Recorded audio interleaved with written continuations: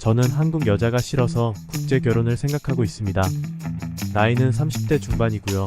저는 사회생활을 하면서 한국 여자들의 모습을 보면서 솔직히 실망을 많이 하였습니다.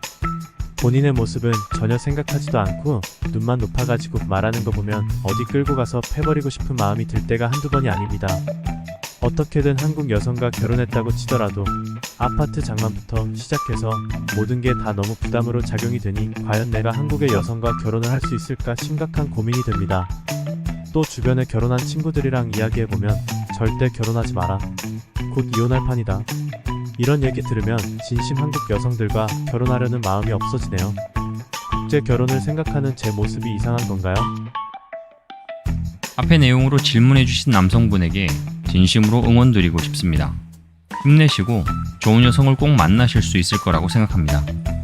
그러면 저의 답변을 좀 해드리겠습니다. 과거와는 많이 다르게 현재 한국 남성들은 한국 여성들의 사고방식과 가치관이 싫어서 국제결혼을 하는 경우가 많이 늘어나고 있는 추세입니다. 실제 외국인과의 혼인은 전년 대비 약 27%나 증가한 것으로 나타났는데, 이는 전체 혼인 중 외국인과의 혼인 비중이 8.7%로 전년보다 1.9% 증가한 수치입니다. 또한 2024년부터 대한민국은 전체 인구 비율에서 외국인 비율이 5%를 넘어서는 다인종 다문화 국가가 되었습니다. 이러한 상황을 생각해보면 이제 국제결혼은 많은 미혼자들의 선택이 되고 있다는 것은 엄연한 사실입니다. 최근에는 30대의 미혼 남성들조차 국제결혼정보업체에 많은 문의를 주고 있는 상황입니다.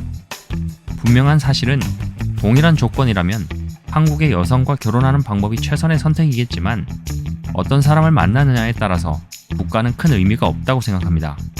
말이 통해도 소통이 잘 되지 않으면 오히려 말이 통하는 것이 독이 될 수도 있고, 말이 잘 통하지 않더라도 소통이 잘 되면 말이 오히려 안 통하는 것이 득이 될 수도 있다는 것입니다.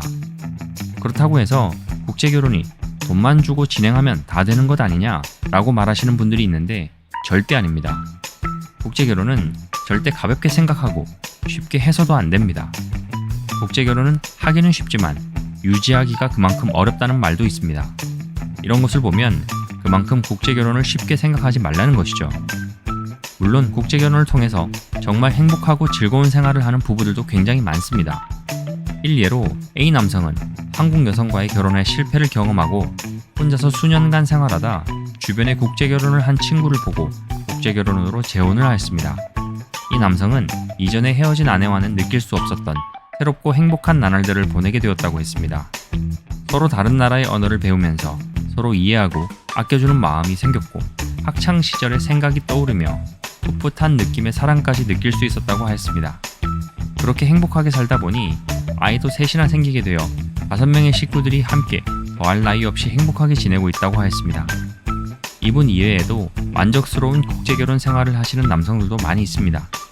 매일 회사를 마치고 직장 동료들과 술 마시는 것이 취미였던 김 과장님이 이제는 신부가 보고 싶어서 칼퇴근과 함께 술을 끊었다는 사례도 있고, 아내가 너무 사랑스러워서 시간만 나면 화상전화를 하는 B씨, 외국에 한 번도 나가본 경험이 없던 L씨는 국제결혼을 통해 1년에 한두 번은 꼭 해외여행을 다녀오는 것도 일상의 행복이라고 이야기를 하였습니다.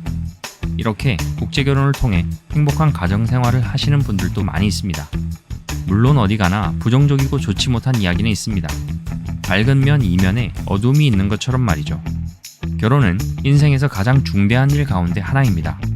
한국에서 나고 자란 남녀끼리 결혼을 하더라도 결혼식장에서 파혼하는 부부들도 적지 않이 많습니다. 결혼식을 준비하다가 틀어지는 사례도 많은데요.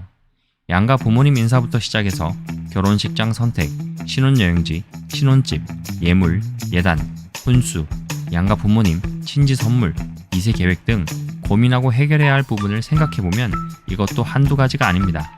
이렇게 결혼을 준비하는 과정에서 서로 마음이 상하고 결혼식을 포기하는 커플들도 많이 있다는 것입니다.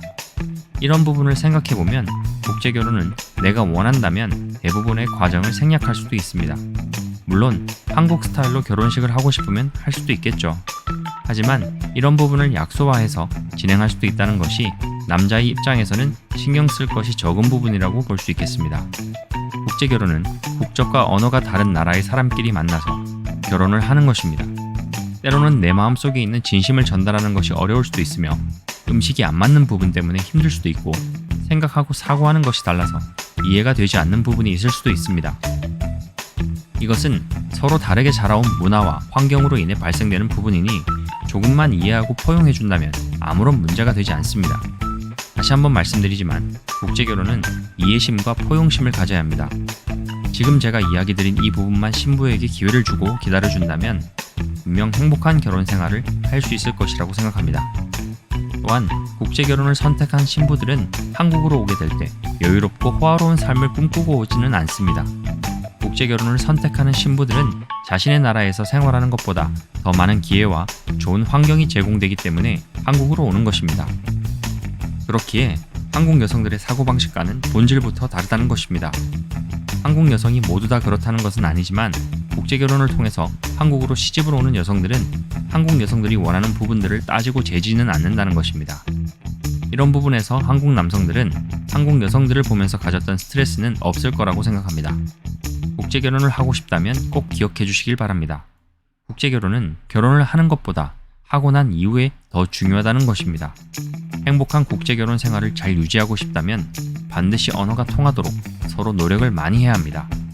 절대 신부 혼자서 한국어만 공부하도록 내버려 두지 않길 바랍니다. 신랑도 신부의 언어를 함께 배우고 익히면서 신부의 입장을 이해해야 한다는 것입니다. 이렇게 할 때 서로의 마음을 더 잘 이해하게 되고 사랑하게 됩니다. 한국 신랑은 한국어를 모국어로 사용을 해왔기 때문에 쉽게 생각할 수도 있겠지만 신부는 평생 해본 적 없는 말을 해야 하는데 어디 쉽겠습니까? 신부의 언어를 공부해보고 이야기를 한다면 제가 하는 말이 이해가 될 것입니다. 그러니 반드시 신부가 한국어를 공부할 때 신랑님은 신부의 언어를 함께 공부해 나가시길 바랍니다. 이러한 행동을 신부에게 보여준다면 신부는 신랑에게 정말 감동할 것입니다. 이러한 노력을 하는 남자들이 많지 않기 때문이죠. 이러한 행동들은 신부를 감동하게 할 것이고 더 나아가 서로에게 힘이 되고 애틋한 감정까지 생기게 될 것입니다. 한국 여성과 결혼을 하건 외국 여성과 결혼을 하건 결혼은 너무 중대하고 큰 일입니다. 앞서 말씀드린 부분을 기억하고 실천하신다면 여러분에게 국제결혼은 더할 나위 없이 좋은 선택이 될 것이라고 확신합니다. 혹시 지금 국제결혼을 고민하고 있으신 남성분들이 있다면 이 영상이 도움이 되길 바라는 마음으로 이번 영상 마치도록 하겠습니다. 지금까지 국결스였습니다.